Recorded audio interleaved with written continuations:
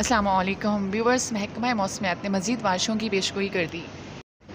کراچی سمیت سندھ کے دیگر علاقوں میں بھی بارش کا امکان ہے۔ عمرکوٹ، بدین، میرپور خاص میں آج اور کل آندھی کے ساتھ تیز بارش کا امکان ہے۔ محکمہ موسمیات کا کہنا ہے کہ ہواؤں کا شدید کم دباؤ اس وقت مشرقی پنجاب پر موجود ہے۔ مشرقی اور وسطی پنجاب، خیبر پختونخوا، کشمیر اور گلگت بلتستان میں بھی بارش ہو سکتی ہے۔ اس سے قبل محکمہ موسمیات نے پیشگوئی کی تھی کہ کراچی میں 13 ستمبر کو شام یا رات میں تیز آندھی اور گرج چمک کے ساتھ تیز بارش ہو سکتی ہے۔ پنجاب کو ہائی الرٹ کر دیا گیا ہے۔ پی ڈی ایم کے مطابق مغربی ہواؤں کا سلسلہ ملک کے بالائی علاقوں میں اتوار کو داخل ہوگا، جس کی وجہ سے 14 ستمبر تک لاہور، راولپنڈی، گوجرانوالا، سرگودا اور فیصل آباد میں بارش کا امکان ہے۔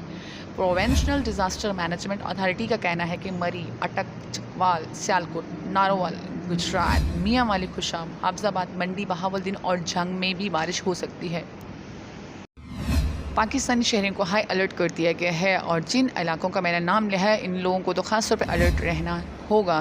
کراچی کی تو یہ صورتحال ہے کہ اگر ذرا سا بھی بارش ہوتی ہے، ہلکی سی بوندا باندی سے بھی کراچی کی صورتحال کچھ ایسی ہو جاتی ہے۔ اوپر دی گئی ویڈیو میں دکھا رہی ہوں کہ ایک ایریا ہے، یہ ہمارا گوترا 5 نمبر سندھی ہوٹل کے پاس۔ یہاں ہلکی سی بارش پہ بھی ایسے لگ رہا ہے کہ سمندر پورا کراچی کے سڑکوں پر گھوم رہا ہے۔ یہ ایک رہائشی ایریا ہے اور یہاں پہ کاروباری مراکز بھی ہیں۔ یہ سب لوگ اس سے بہت پریشان ہیں، دو چار ہیں ان مسائل سے کہ گندا پانی اور یہ نالے کے اوپر بنی ہوئی آبادی جس میں بہت ساری وبائی امراض پھوٹنے کا امکان ہے۔ اگر کراچی میں مزید بارش ہوئی تو واقعی میں یہاں پر سیلاب ہی نظر آئے گا۔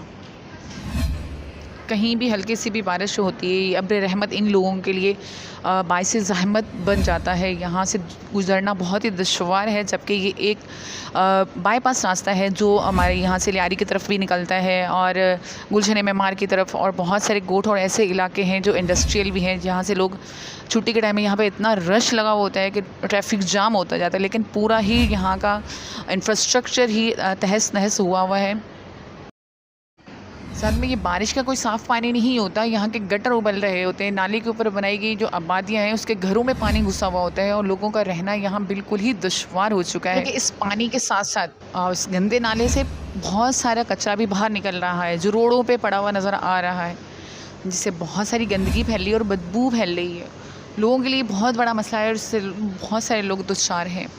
اگر آپ کو میری یہ ویڈیو پسند آئی ہے تو میرے چینل کو سبسکرائب کریں، لائک کریں اور بیل آئیکن کو دبانا نہ بھولیں تاکہ اس طرح کی مزید ویڈیو میں بنا سکوں۔ اللہ حافظ۔